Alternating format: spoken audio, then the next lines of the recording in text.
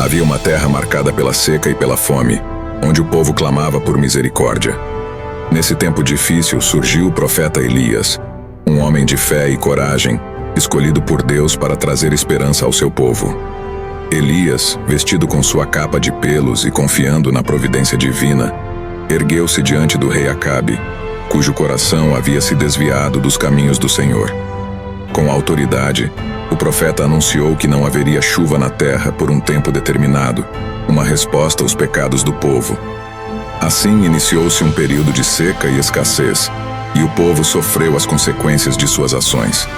Elias, porém, confiava plenamente no Deus que o havia enviado.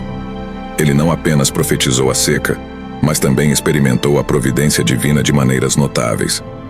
No deserto, junto ao ribeiro de Querite, Deus enviou corvos para alimentar Elias.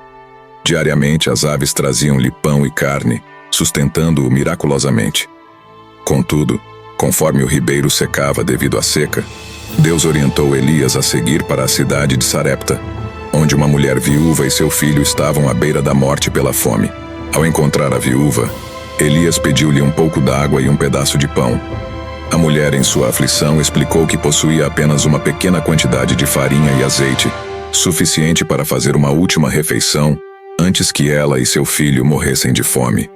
O profeta, em vez de pedir mais, disse-lhe para fazer um pequeno bolo para ele primeiro, prometendo que a farinha e o azeite não faltariam até que Deus enviasse chuva à terra. A mulher, movida pela fé, fez conforme as palavras de Elias. Milagrosamente, a farinha e o azeite nunca se esgotaram, sustentando a viúva, seu filho e o profeta por muitos dias. Este milagre testemunhou a fidelidade de Deus àqueles que confiam nele, mesmo em tempos de grande dificuldade.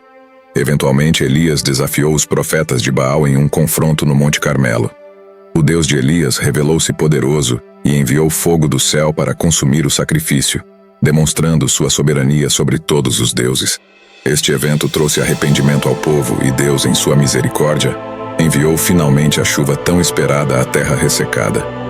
A história de Elias é uma narrativa de fé inabalável, milagres extraordinários e a fidelidade de Deus mesmo, em meio às circunstâncias mais desafiadoras. Elias, o profeta escolhido, mostrou ao povo que confiar em Deus é a fonte de esperança, mesmo quando tudo ao redor parece seco e desolado.